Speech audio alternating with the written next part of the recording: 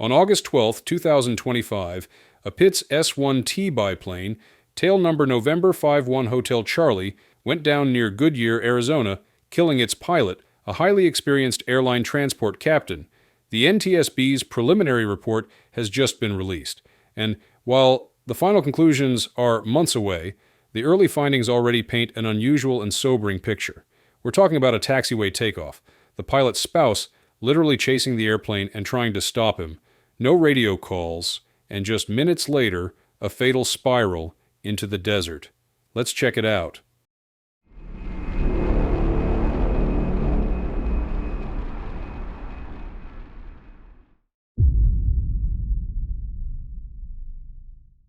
According to the report, the sequence started in a way that raised red flags from the very beginning.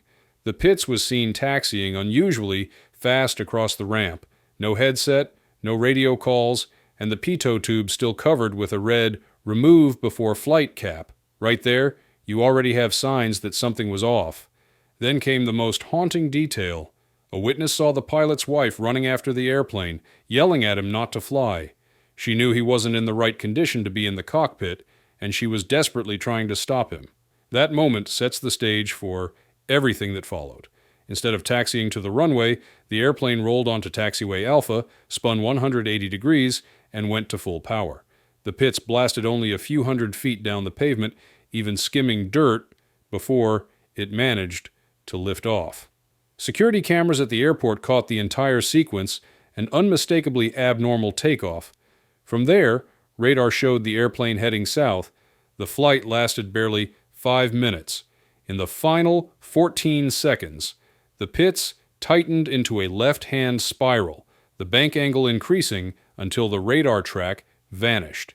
There was no altitude data, but investigators later found the wreckage in desert, about 10 miles from the airport, a 3-foot crater, the engine buried, the fuselage crushed forward, the tail bent over like a scorpion's stinger. The violence of the impact left no chance of survival. And here's what makes the picture even murkier. There was no ADSB data, only primary radar. That means investigators are relying heavily on witness statements and security footage to piece together what happened during those final minutes. The man flying that Pitts was Paul Anastas Velorides, 58, from Litchfield Park, Arizona. He was no amateur. Velorides held an airline transport pilot certificate, the highest license in aviation, and was rated for instrument flight. He had decades of professional flying experience. He was also no stranger to aerobatics. He owned this Pitts S1T, flew in aerobatic contests, and typically scored in the 70 to 80% range in the sportsman category.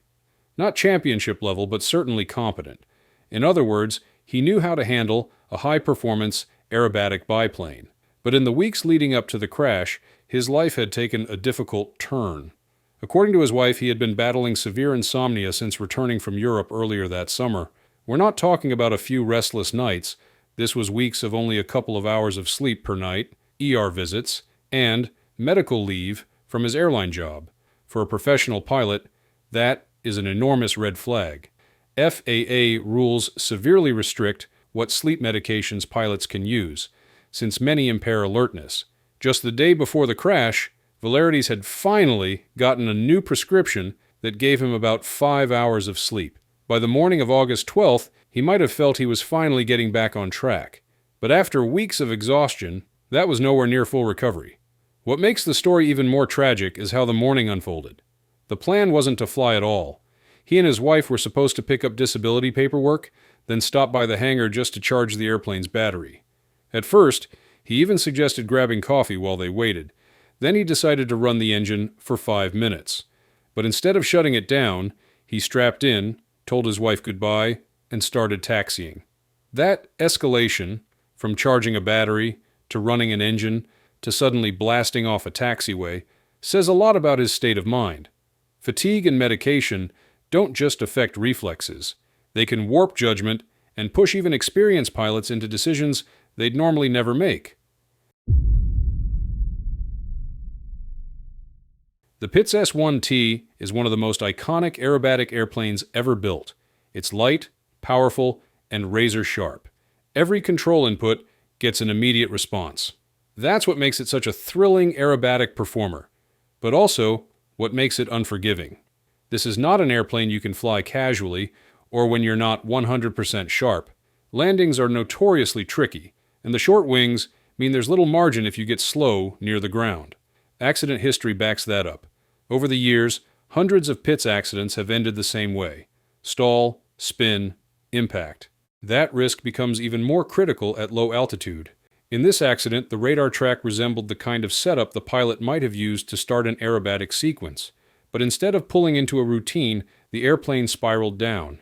With little altitude to recover, even one lapse, whether from fatigue, distraction, or misjudgment, becomes fatal. The safety takeaway here is simple.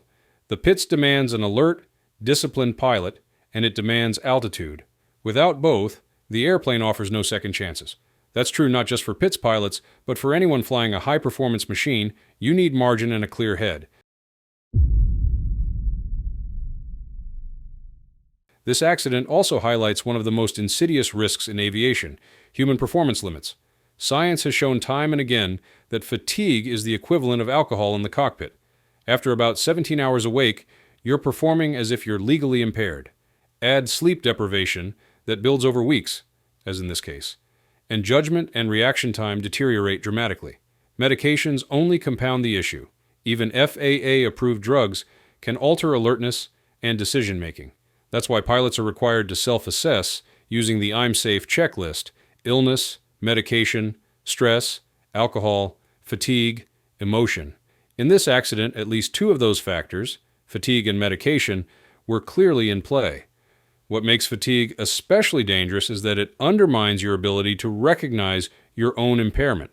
That's why we see decision chains like this. What starts as, "I'll just run the engine for a few minutes," escalates into, "I'll just take it around the pattern." The pilot's wife was trying to stop him for exactly this reason. She saw what he couldn't. For every pilot watching, the lesson is stark. If you're exhausted, medicated, or otherwise impaired, don't trust your own judgment in the moment. Make the no-go decision before you get near the airplane, and stick to it. From a safety perspective, this accident isn't an isolated fluke. It fits into a broader pattern we've seen before. The FAA prohibits aerobatics below 1,500 feet AGL for a reason. That altitude gives you at least some buffer for recovery. It also restricts flying under the influence of impairing medications. These rules exist because history has shown, again and again, what happens when they're ignored. Look at the record: a 2013 corporate jet accident in Alabama where fatigue led to catastrophic errors, a 2021 crop duster crash in North Carolina after unauthorized low-altitude aerobatics, dozens of Pitts accidents over the years where a single stall spin at low altitude ended in tragedy. Different airplanes, different pilots, but the same underlying factors: fatigue, medication, low altitude, and overconfidence in one's own ability to push through. The lessons here are clear. Fatigue is every bit as dangerous as alcohol. Medications, even legal or FAA-approved ones, can compromise safety. High-performance airplanes demand both altitude and an unimpaired pilot. For general aviation, where there's no dispatcher or supervisor looking over your shoulder, these lessons matter even more. The responsibility comes down to each pilot's personal discipline and honesty about fitness to fly. The NTSB hasn't issued a probable cause yet, and the final report will add details we don't yet have. But already, this accident underlines a fundamental truth: aviation doesn't forgive fatigue, medication, or impulsive decisions. Paul Valerides was a skilled, experienced aviator, and his loss is a tragedy for the community. What makes it all the more sobering is that it didn't take a storm, a mechanical failure, or complex systems. It took a few bad decisions made under the cloud of exhaustion and medication. And that's a scenario that could affect any of us if we're not vigilant. The best way we can honor him is by taking the lesson seriously. Respect fatigue, respect the impact of medication, and respect the limits of your aircraft. The next time you're tempted to just take it around the pattern when you're not at your best, remember this story. Aviation rewards discipline, but it punishes denial. Thanks for watching. Fly safe, and I'll see you in the next one.